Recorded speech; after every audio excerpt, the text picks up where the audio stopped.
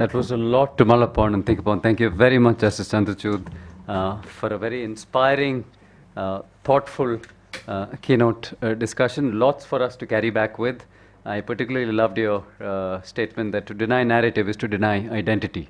And we're finding that increasingly that unless we're open to different narratives of different sets of people, we will never achieve the constitutionally transformative goals. And I'm a key believer in that too, and all of us are, in the transformative potential and power of the Constitution. We will never achieve one of the key cardinal virtues and values of the Constitution, which is plurality and diversity. For plurality and diversity, to appreciate it, we can't just have a very static, insular, and a sterile view where we just about tolerate the other groups. I think we need to positively embrace difference rather than merely tolerating it.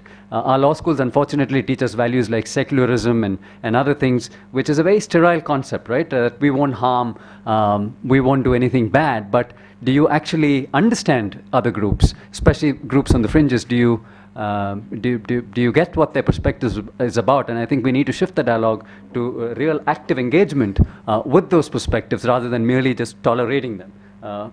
Not good enough, and thank you very much for that. Justice as a dialogue, again, wonderful sentiment, and I know that one of the judges, again, who hails from your predecessor court, the Bombay High Court, wrote a beautiful piece, Justice Gautam Patel, in the Quint on justice as dialogue, which was really telling about how it has to be a dialogue. If not, as you rightly said, it becomes diabolical because you start shutting out people.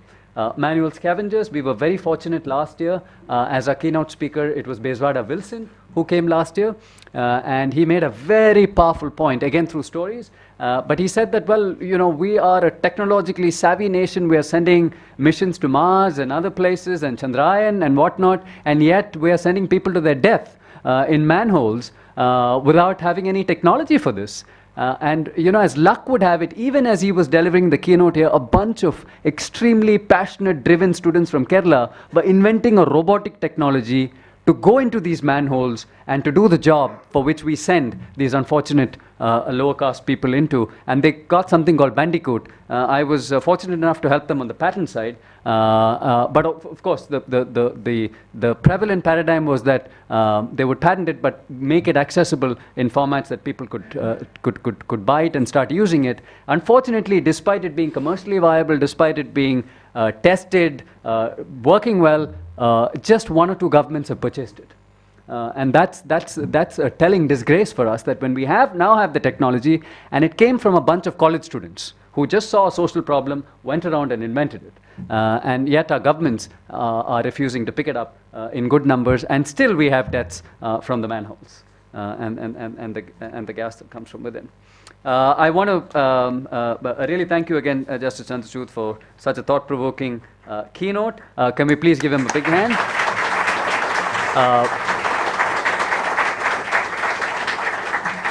But before I throw it open to some questions, I want to record the presence of Mr. Javed Akhtar, who will deliver the next keynote after our short break. Thank you very much, sir, for being here with us. And we thought, what better? I mean, we can't just have lawyers and law teachers and others telling you stories. We must have master storytellers themselves to be here with us. And we're very proud that we have one of India's finest, who's again taken time to be here with us today, because he's not just a storyteller, but as many of you know, he's a powerful crusader for social justice, gets a lot of flack on Twitter for it, but still continues unabated. So thank you, sir, for being here. I want to record and of course, the lawyer who helped him in some of his social crusades, particularly copyright, Amit Datta. Thank you for bringing him here, and thank you for being with us. Justice Sri Krishna, sir, who again needs no introduction. Thank you very much, sir, for being here with us. He's been a great friend, supporter of IDEA, and has always, whenever we've reached out to him for help, has always come. But we're very fortunate that perhaps this is the first conference that we were able to get him at, and I said this year we definitely have to get him, so I pestered him with emails, and he finally came and joined us. Again, a phenomenal jurist, a wonderful legal mind, but most importantly a beautiful heart, one that beats with a very, very good humanistic pulse. And thank you very much, sir, for being with us. So may I now invite very short, pointed questions because we don't have much time, so that we can also break for a quick coffee and then come back for the next keynote. So if you can introduce yourselves, pose your questions, try and be focused a little bit so we can get the judge to reflect and give you an appropriate answer. Thank you very much. Any questions? Yes, please introduce yourself, and do you have a mic that you can? Yeah, please speak. Sir, my name is Honourable. I'm currently in my second year. So my question was, Section 375 implies that women cannot commit rape. What are your views on that? Yeah. You know, you're asking me to you're asking me to test the constitutional validity of Section 375. I just spoke about that judge in the Spelucian Explorers case who had to recuse himself. I don't want to run that risk here, you know. So we'll avoid that for the moment. We can maybe in private. Any other questions? Any questions? Yes, please introduce yourself. Sir, I'm Raghavendra Singh from Gujarat National University, IDS scholar. So my question was, are we waiting for another petition to file for gay marriages, or because we cannot expect from our legislature to make a law on that, because they didn't comment on 377 also. So are we waiting for another petition? You know, as you, if you've seen the and read the Constitution Bench judgment, we had to decide a specific issue. Does Section 377, which criminalizes sexual relations between consenting adults of the same sex, is that constitutional? Well, we said it is unconstitutional, and we overruled the earlier judgment in Nas Foundation. But as you would find in every judgment which deals with constitutional rights, the language in which the judgment has been couched is not really something which applies only to, I would say, the particular act which was sought to be criminalized. Having said that, you know, the issue as to whether marriage can be recognized, whether succession can be contemplated, whether what about various other rights in relation to family, in relation to domestic violence. A lot of these issues which must of necessity develop on a case-by-case basis. You cannot expect that even in countries across the world where reform took place, there was reform which took place, you know, in shades, because courts obviously have to deal with problems which come before you in a specific case. In answering those problems, you obviously lay the groundwork. You lay the groundwork for a much broader recognition for the future.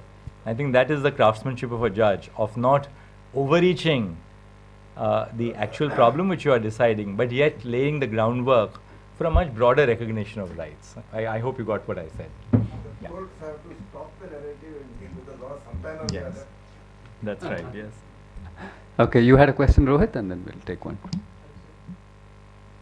I'm Rohit from NUJS. I'm team leader of West Bengal chapter. Sir, my question is with respect to, sir, we have seen and we are suffering from lack of inclusivity and diversity in law school. But I want to know the insights of inclusivity and diversity in judiciary with respect to high courts and the apex court. Okay, let me first begin by dealing with, you know, inclusiveness and diversity in the judiciary whole. You asked my question confined to just the High Courts and the Supreme Court. But let me begin with the district judiciary first and foremost, because that's the judiciary which really has the closest interface with common citizens. As you now see, the narrative has been changing very rapidly, not the least because of the horizontal reservation which you have for women. The two views, people do have two views on whether you should have horizontal reservation for women. I support that reservation for women, but across the country, you find that greater and greater number of women are being recruited into the district judiciaries, which is extraordinarily a revealing narrative for this reason, that in states which are very huge, like Uttar Pradesh or Bihar or Madhya Pradesh or Rajasthan, you see a number of the entry of women is enormous into the district judiciary. Now, as it so happens, entry to the high courts, as you know, comes in through the bar. It comes in through the district judiciary. Leave alone cities like Delhi, where you're getting a large number of women from the bar into the high courts. But you find in the hinterland of India, which I believe is the heart of India, that is particularly Uttar Pradesh, this whole belt from Rajasthan, Uttar Pradesh, Madhya Pradesh, Bihar. Women are coming into the judiciary in the higher judiciary in higher numbers through the route of the service appointments.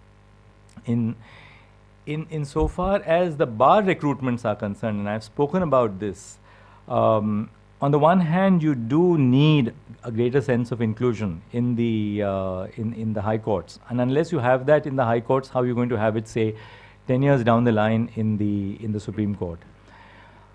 I believe it's necessary for us to restate what we expect of our judges. For instance, when you recruit a judge, I've been a Chief Justice and therefore a member of the collegium in the Allahabad High Court. You have yardsticks like, what's your income in the last few years? You have yardsticks like, how many reported cases have you appeared in the last few years? Now, at a certain level, they are objective yardsticks because, if you're sure that a lawyer has appeared in a large number of cases, that's some indicator that, well, that person will be able to analyze the law. You have sufficient experience at the bar to analyze the law. But I think it's important that we also relook at these parameters which we apply for selection of judges. Because unless those parameters are fundamentally altered, you will not, I believe, have a greater sense of inclusion in the higher judiciary. So we may have to alter those parameters and ensure that people who are recruited to the judiciary are put through, say, a period of training across the board to ensure that people who actually join the judiciary, the higher judiciary, are then able to deal with the challenges which you have to answer as a judge. But yes, if you ask me whether you have adequate representation to women in the high courts and in the Supreme Court, my answer is absolutely no. But equally, if you ask me, is that narrative changing? I can say yes, that narrative is changing, but it must change faster. Yeah, last one. I'm Yaqub. I'm team member of IDI at RML in Lucknow. I have a question regarding a recent judgment of Supreme Court, where it was observed that Parliament should bring law against MPs or MLA having pending criminal charges. How can we expect MP or MLA having pending criminal charges? They will bring law against themselves. Don't you think that Supreme Court should interfere at this moment? I was a member of that Constitution bench, and the judgment was, by the way, it was a unanimous judgment which was written by the then Chief Justice, Deepak Mishra. So the judgment speaks for itself. But since you asked that question, let me give you an answer. Disqualifications on becoming a member of Parliament or of the state legislature are provided by the Constitution itself. And the Constitution provides that disqualifications from being a member of the legislature must be enunciated in law. The issue before us was, does the mere filing of a charge sheet constitute a ground for disqualification? Does the framing of a charge, then the point was, at what stage suppose the first question was, can the court mandate by a judgment a disqualification which the Constitution envisages should be provided by law? If we were to provide a disqualification, would we not really overreaching the Constitution? Because right or wrong, that's what the Constitution says. Second, there are all kinds of thorny issues which the court would then have to deal with. Would a disqualification arise even before conviction? If a disqualification is to arise before conviction, then are you not then giving up the presumption of innocence, which is one of the cardinal features of our law? Would a disqualification attach merely when the police file a charge sheet? Do you trust the police so much in India that you can expect that a charge sheet in every case is extremely objective and fair? Should the disqualification attach when charges are framed? Because there's a judicial application of mind by a judge that, well, there is some prima facie material. But the essential point was this, that are we then going to overreach what the Constitution has designed by creating a disqualification when there is no disqualification? So we went by the more middle of the road approach, that if There has to be a disqualification. It has to be a disqualification in law. What you have said is right, but hopefully people's power. So last question and then we wind up.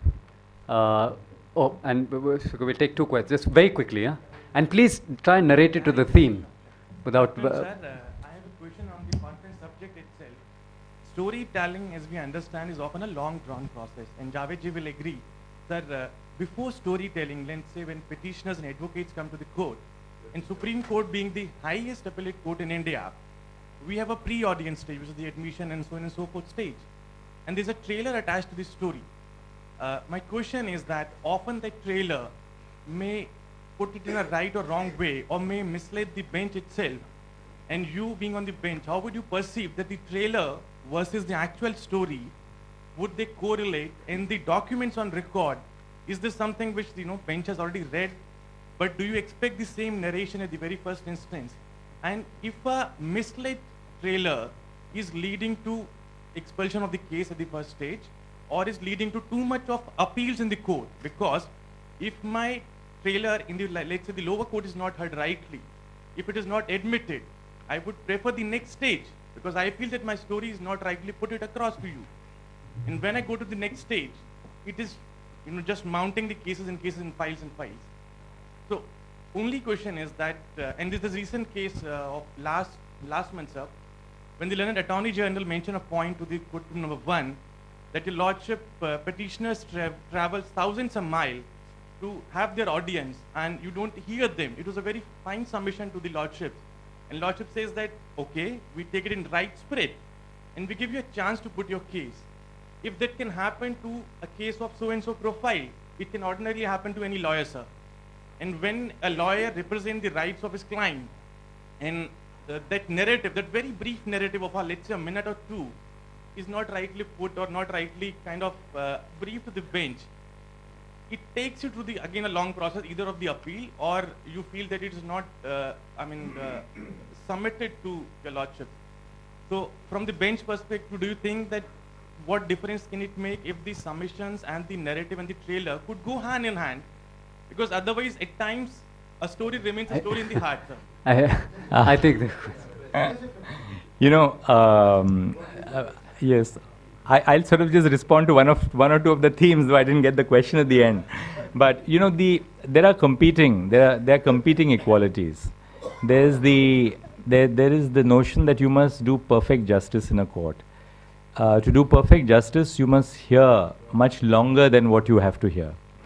But you also have to ensure that you are doing effective justice, because if you are to hear one case in a day, then you're obviously going to leave a line of litigants who are not attended. Yesterday we had 70, almost every bench in the Supreme Court had 70 cases. Each of us read those 70 cases.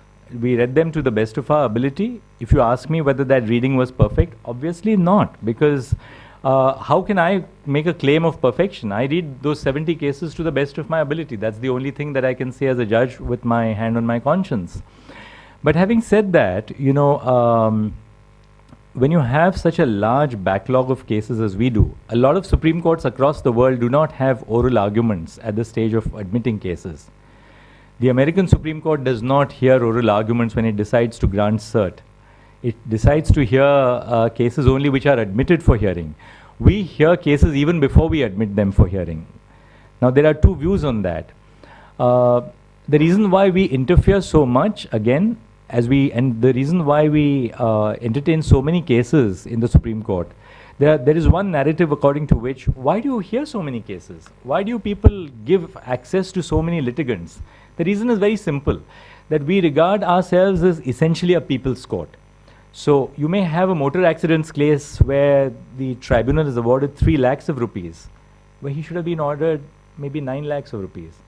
But we spend a good half an hour on that case, reading it at home, coming there, dictating a judgment.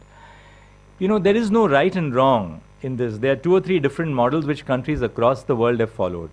But we follow this particular model for the simple reason that we believe that by opening up access to justice, we are able to reach out to common citizens for whom we are really intended. The last part, one important point which you made is that how does a judge ensure that the trailer which you have seen, that that trailer doesn't mislead you. I think that is where perhaps the craft of the judge lies, because when you read, as Justice Sri Krishna would tell me, he has gone through this for several years.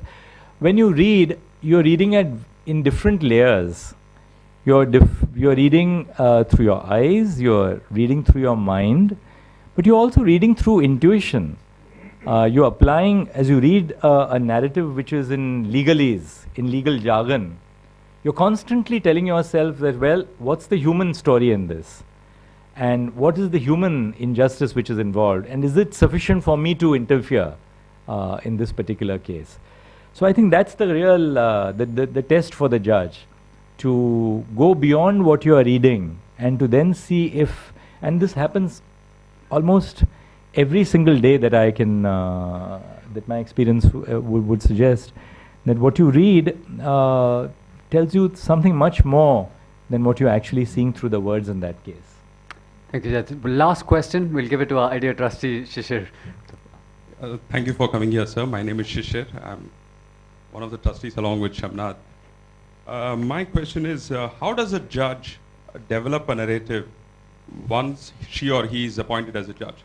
Is it, because from what we know, judges are socially exclusive, so is it depends on the cases you hear, the media you consume? What advice would you give the junior judges in building a narrative for herself or himself?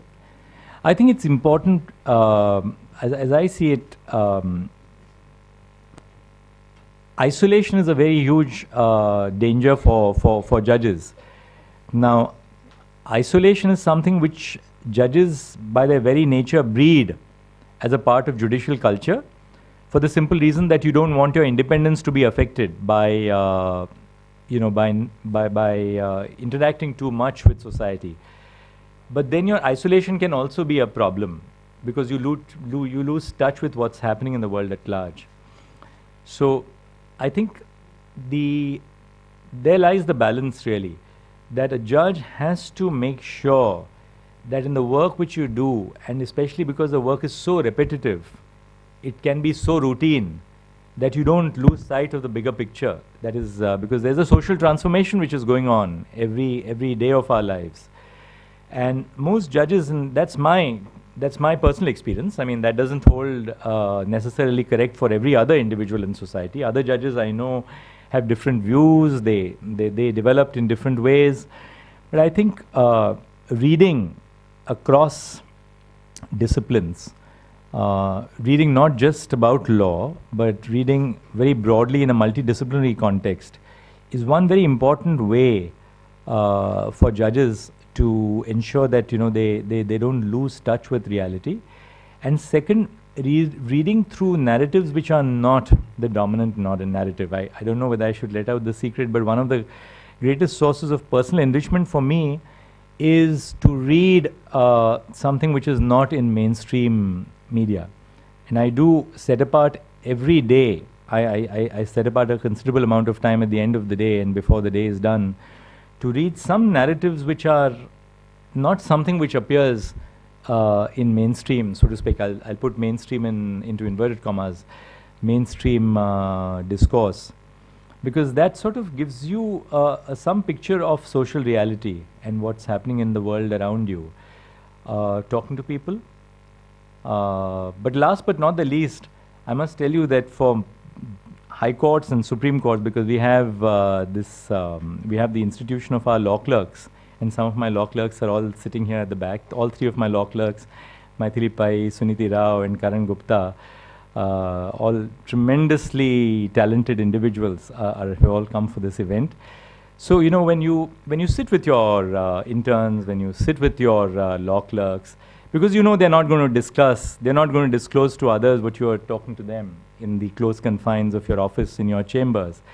And then they tell you that, well, haven't you gone too far on this narrative? And should you not sort of just make sure that you need to sort of put something else into focus? So, for instance, when I was crafting the adultery judgment, one of my law clerks said, but listen, I mean, also make sure that, you don't completely write something which undermines the sanctity of marriage as an institution. So we then sort of, when we were crafting the language of that judgment, we made sure that, you sort of place that judgment in such a way, or when we were speaking of sexual autonomy, I spoke at length about sexual autonomy in the judgment in Joseph Shine, for which I know that I've been subjected to intense scrutiny on that, because but it was important, I thought, when we spoke of sexual autonomy, for instance, a lot of people have not understood the fact that what we intended to speak was not that because you have a liberal constitution, that therefore we are giving a charter for, should we say, licentious behavior. What we meant by sexual autonomy is the essential ability of every individual to retain control over body and mind. And the theme which we wanted to portray, and which I have, is that if a woman has that element of agency or autonomy over her own body and mind before she gets married, what is it in this institution which makes her give up that autonomy when she gets married? And that was the whole notion of sexual autonomy which we have tried to evolve. But then coming back to your question, that's the last thing which I'll say. I think it's important to open yourself up to different voices, conflicting voices, because I think in this great conflict of ideas, in the conflict of thoughts which you see around in society, that's where I think your thought process can get refined as a judge. Okay, thank you very much, Judge, and thank you for all the questions. We want to record our appreciation. Judge, may I please invite you to come forward here to receive an award, a token of our appreciation from one of our scholars, Ishwar, who's at JNLU, one of our top scholars. If we can, maybe at, yeah, I'll.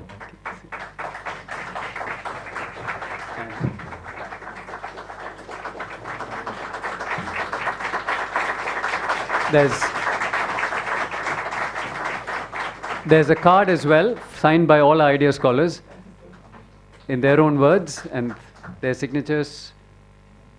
Yeah. Okay. Thank you very much.